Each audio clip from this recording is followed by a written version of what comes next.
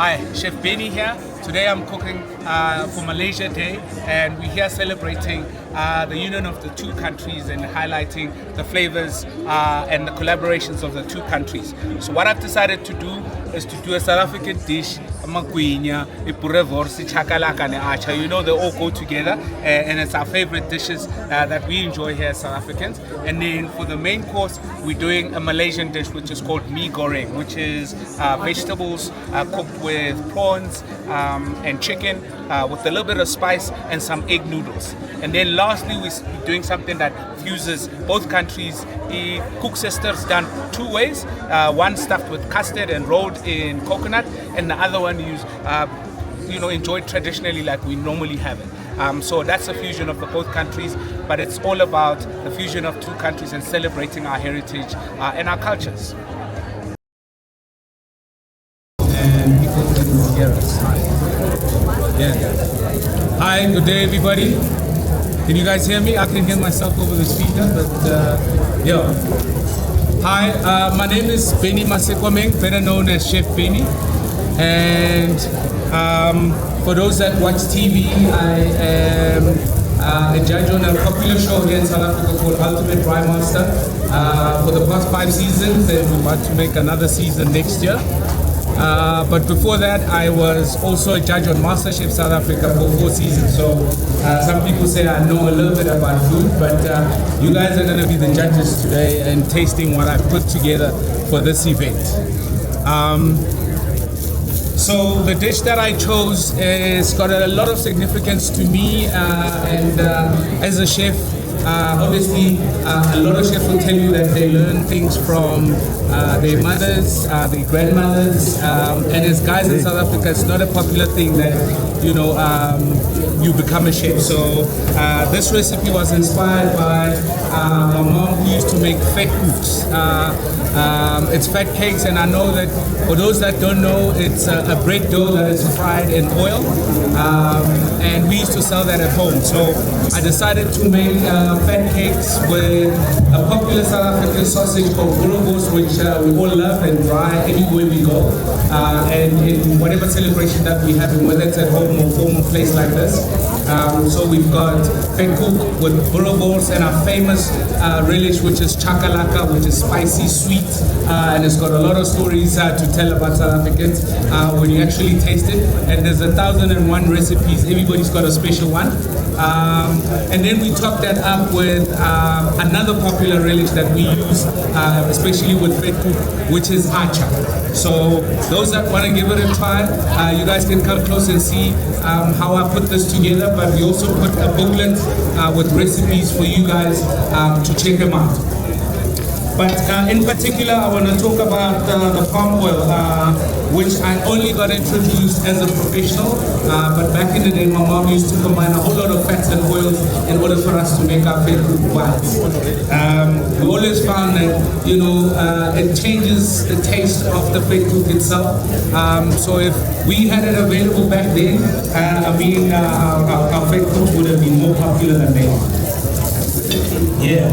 I want to agree with Chef Benny on this one. I'm a Pinya, fat cook, and I grew up calling them one of South Africa's absolute favorites.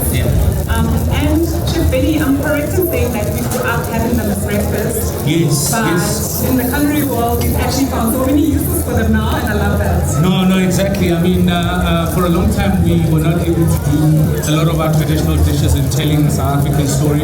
But with the bunch of chefs that we have now, we're experimenting a lot and we're prioritizing our own favorites and dishes that we as South Africans enjoy. So it is involved and being included in a lot of menus, even in high-end restaurants. Yeah. I absolutely love this plate of yours because it truly speaks a South African story. The Flavours that everybody loves and has in their fries. The fat cook that we obviously grew up and love. But I specifically have an inclination towards the chakalaka because that relish can take any dish to the top, I think. Exactly. We love pride, and especially now that we've been winning, especially in the rugby and cricket, chakalaka features everywhere when we fry. But it's a great relish, that actually summarizes our experience and what we as South Africans do. Absolutely. And I love that actually most of these items on this plate actually utilized palm oil in the frying of the pepu, sauteing the vegetables with the relishes as well, right? No, exactly. And I think the use of palm oil, like I said, I only got to use it when I turned professional because it wasn't readily and widely available back then. But I like the fact that it's sustainably produced and, was able to track because that was a huge concern, with a lot of people with the use of palm oil. But with responsible use of this oil, and especially the fact that for us as chefs, what I enjoy most about using palm oil is that the consistency, the quality of the product each time is always, top notch and always doesn't change, doesn't impart any flavors that you don't want in your product. So it's a great one to use because we always want to enhance the flavors of the ingredients that we use. I absolutely love that. And speaking of the flavorability, that is a huge part of QC, right? They ensure that they're sourced in the right manner and farmed accordingly as well. So I absolutely love that. Chef Benny did mention we do have the leaflets there, which have the actual recipes of what is created. So I would love for you to grab the leaflet so that when you are at home, you are able to actually sample the food as well. You can grab the food as well. This is, the finished product, like I said, it tells a South African story as is chakalaka, acha, burgos, and fit. Yes, enjoy. So Chef, other uses of palm oil I'm very interested in. A little birdie tells me you actually have a Simba chips flavor of your own. Yes, and I know that is very widely known. So tell me about it. Yeah, so obviously using the consistency of palm oil, especially when it comes to deep frying.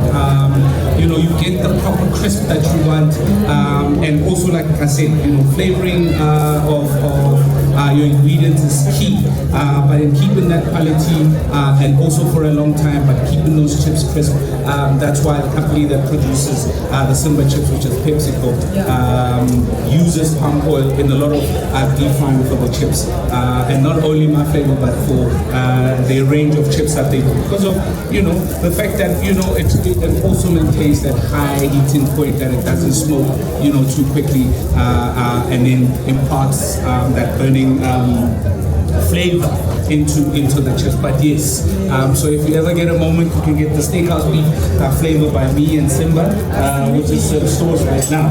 So now we're going to move on to the main course, which is a Malaysian dish, and I know I'm going to be judged too much on this, but I know you're going to love this flavor. And one particular reason for this is because this dish, when I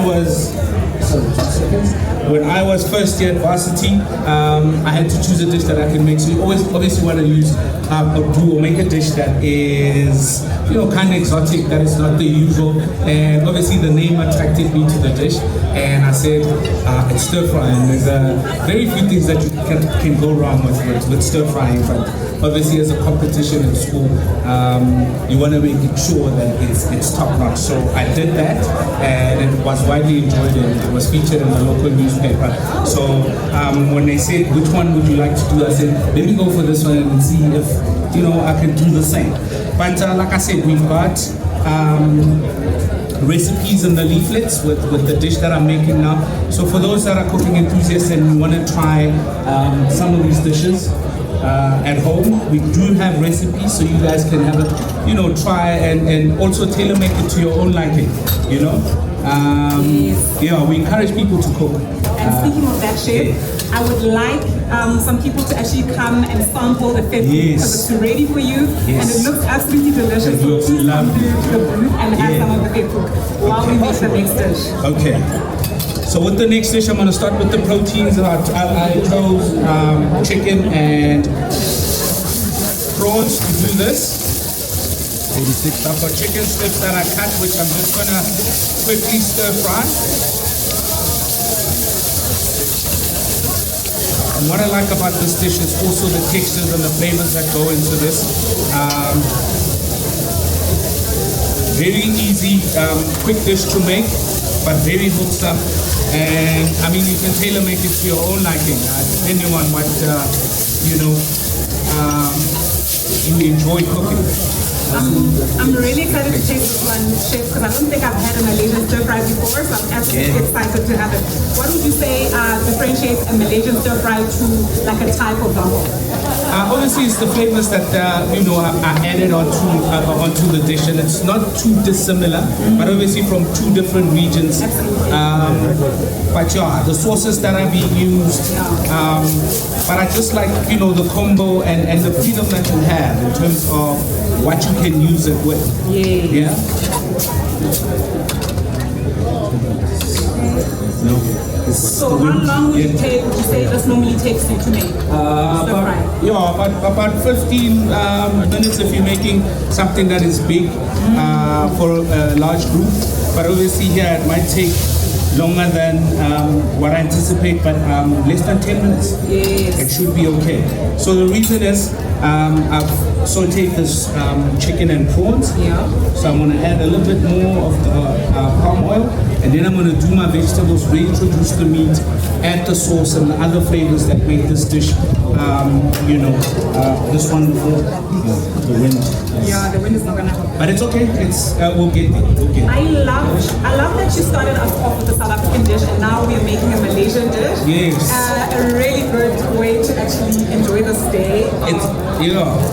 So Chef, I want to ask, because South Africans are very, very economical in thinking, and palm oil, how good is it when reused? Is it an old thing, for example, deep fry something today and maybe reuse tomorrow?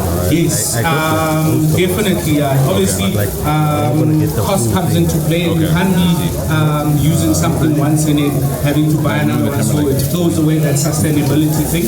So it's an oil that you can, reuse and reuse.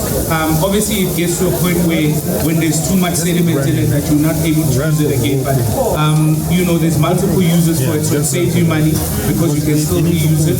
Obviously, if you treat it right and then you strain it after, especially for large productions of food. No, that's yes. That's really exciting to hear because obviously we do need to worry about the sustainability of it and it's a wastage of food really. So I really like that element. The live stream is 1 hour. Yeah. So we got added spring onion, added the garlic with the meat when we started, and I'm going to reintroduce the meat also back into this dish. So you're going to love it. Yeah, because some videos kind of going to be like... it's Fetu Kurevos and Chakalaka Day with a bit of acha.